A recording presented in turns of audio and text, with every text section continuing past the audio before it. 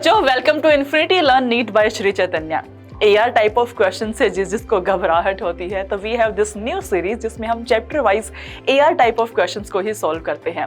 हम ऑलरेडी एसआरएफपी के क्वेश्चंस को सॉल्व कर चुके हैं। आज जेनेटिक्स का फर्स्ट चैप्टर की बारी है और genetics is very important topic, you know it very well. आपके दोनों chapter principle of inheritance and molecular basis individually दोनों से 7 to 8 क्वेश्चंस तो आ ही रहे हैं। इवोल्यूशन से कंपैरेटिवली उतने क्वेश्चंस नहीं आते हैं। तो एआर टाइप ऑफ क्वेश्चन में जहां पे आप फंसते हो, मैं एग्जैक्टली वहीं की बात करूंगी।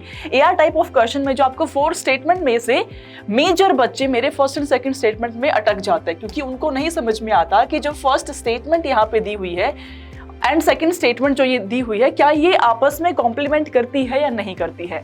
तो क्वेश्चन की हेल्प से ही हम प्रैक्टिस करेंगे कि कैसे आप ये फर्स्ट एंड सेकंड ऑप्शन में जो फंसते हो उसको आप इरेडिकेट कर सकते हो। So let's get started with our first question. पहला क्वेश्चन है बच्चे आपका, असर्शन वाली स्टेटमेंट कहती है polycistronic mRNA found in prokaryotes specify a number of polypeptide and reason कहता है monocistronic mRNA found in eukaryotes specify only a single polypeptide. तो P से पॉलीसिस्ट्रोनिक, P से प्रोकैरियोट, बिल्कुल करेक्ट स्टेटमेंट है।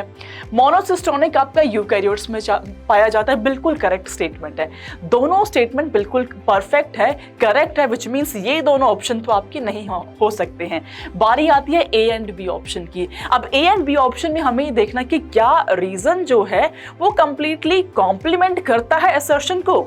तो मैं कोई भी सिंपल ट्रिक बताने की बजाय आपको एक ही चीज बोलती हूँ, आप सिर्फ सीक्वेंस में इस वाली स्टेटमेंट को पढ़ा करो और उसके बाद इस स्टेटमेंट को आप पढ़ा करो।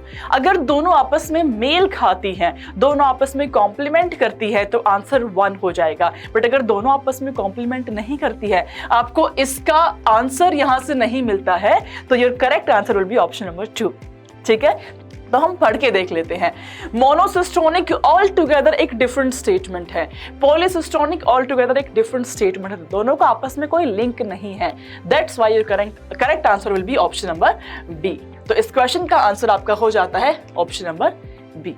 ऑलराइट, कुछ और क्वेश्चन की हेल्प से हम प्रैक्टिस कर लेते हैं। Next question everyone, next statement है आपकी the mechanism of DNA replication is semi conservative in nature and reason कहता है each of the complementary strand of the parental double helix is conserved during the process। मिजेल्सन and stall sir ने हमें ये समझाया कि जो डीएनए का replication है, it has to be a semi conservative process. What do I mean by that? Semi means half, conservative means conserve करता है।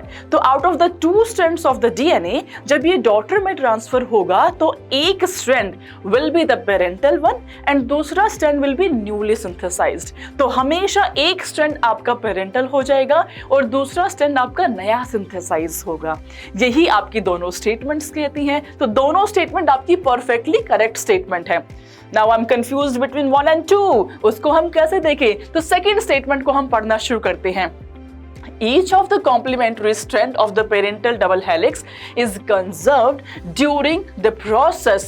That's why the mechanism of DNA replication is semi-conservative in nature. Bingo! Perfectly complement कर रहा है। इस question का जवाब हमें यहाँ पे मिल गया है, which means इस क्वेश्चन का आंसर आपका ऑप्शन नंबर 1 हो जाएगा। Alright, तो आप समझ पा रहे हो difference between option number 2 and option number 1। चलते हैं नेक्स्ट क्वेश्चन पे। क्वेश्चन नंबर 3 आपको कहता है again we have 2 statements. Assertion कह रहा है in Griffith's experiment a mixture of heat killed virulent bacterium R and live non-virulent bacterium S leads to death of the mice। हमने तो अलग ही पढ़ा है। हमारे हिसाब से तो ग्रिफिथ सर ने कहा था कि फर्स्ट वाले एक्सपेरिमेंट में when we have S strain, उसका इंजेक्शन हम करते हैं माइस में, तो जो माइस है उसकी डेथ होती है। सेकेंड सेट ऑफ एक्सपेरिमेंट में जब आप आर स्ट्रेन को इंजेक्ट करते हैं माइस में, तो माइस सर्वाइव करता है। थर्ड सेट ऑफ एक्सपेरिमेंट में when we have S heat killed plus R strain, उसको कंबाइन करके देते हैं तो माइस सर्वाइव करता है। स्टेटमेंट कह रही है माइस की डेथ हो जाती है, तो भाई ये तो आपकी इनकरेक्ट स्टेटमेंट हो जाती है। रीजन पे चलते हैं। Transforming principle got transferred from heat killed R strain to S strain. उल्टा लिख दिया है, heat killed S strain to R strain होना चाहिए था। तो ये स्टेटमेंट भी इनकरेक्ट है, ये भी इनकरेक्ट है, तो सिंपली आपका option number D will be the correct answer. वैसे भी जब भी आपको असर्शन वाली स्टेटमेंट इनकरेक्ट दिखे तो आप मान लेना कि आंसर जो है वो ऑप्शन नंबर 4 ही होने वाला है, ऑप्शन नंबर 3 की गुंजाइश नहीं बचती है वहां पे। ऑलराइट, तो चलिए चलते हैं नेक्स्ट क्वेश्चन पे। Let's practice one more question. पहली स्टेटमेंट कहती है DNA is considered to be better genetic material than RNA for most of the organism. सही बात है, मोस्ट ऑफ द ऑर्गेनिज्म में आपका डीएनए ही जेनेटिक मटेरियल कहलाता है। कुछ वायरस के अंदर ही आप आरएनए को जेनेटिक मटेरियल बोल देते हैं।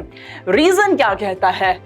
2' OH group present in DNA makes it labile and less reactive।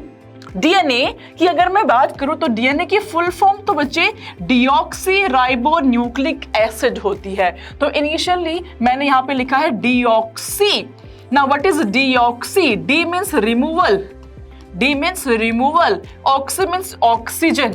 इसका मतलब ये हुआ कि डीएनए में तो ऑक्सीजन प्रेजेंट ही नहीं है, जिस ऑक्सीजन की यहाँ पे बात हो रही है। तो 2' OH ग्रुप आपका प्रेजेंट होता है आरएनए में, ना कि डीएनए में। तो आरएनए इज योर लबाइल। ठीक है, तो ये स्टेटमेंट आपकी इनकरेक्ट स्टेटमेंट है, right, and assertion is your correct statement। तो answer will be option number C. Answer is option number C. चलते हैं नेक्स्ट क्वेश्चन पे, which is your last question of the day. First statement आपकी कहती है tRNA recognize its corresponding codon in mRNA. देखिए, अगर हम बात करें ट्रांसलेशन की प्रोसेस की, तो ट्रांसलेशन के लिए ट्रांसलेशन में we have the codon which is present on the mRNA. Codon जो एमआरएनए पे प्रेजेंट है, एंड एमआरएनए के ऊपर प्रेजेंट है आपका tRNA. Your tRNA carries anti codon loop. इसके ऊपर है जी आपकी एंटी कोडॉन लूप। ठीक है, ये जो एंटी कोडॉन लूप है ये कॉम्प्लीमेंट्री है इस कोडॉन वाली सीक्वेंस से।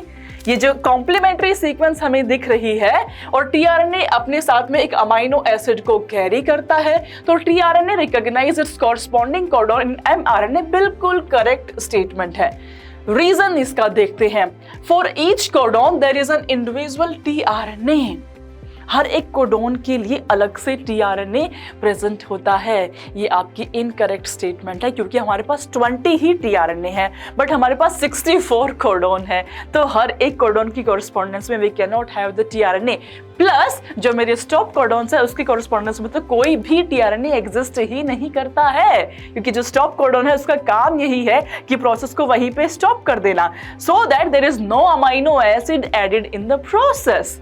दैट्स वाई ये जो आपकी स्टेटमेंट है वो इनकरेक्ट हो जाती है, ये करेक्ट स्टेटमेंट है। Hence your answer will B assertion is correct but reason is incorrect, which is option number C। Alright बच्चों, तो आई होप आपको AR type of question solve करने में मदद मिल रही होगी। ऐसे ही मैं सेशंस आपको अपलोड करती रहूंगी। हर एक चैप्टर के कुछ interesting AR type of questions हम करते रहेंगे, ताकि आपकी प्रैक्टिस इस टाइप ऑफ क्वेश्चन की भी बहुत अच्छी हो जाए। Alright everyone, तो see you in the next session। तब तक के लिए अपना ख्याल रखिए बच्चे। Stay tuned everyone and don't forget to subscribe our channel, share this session also। Bye everyone।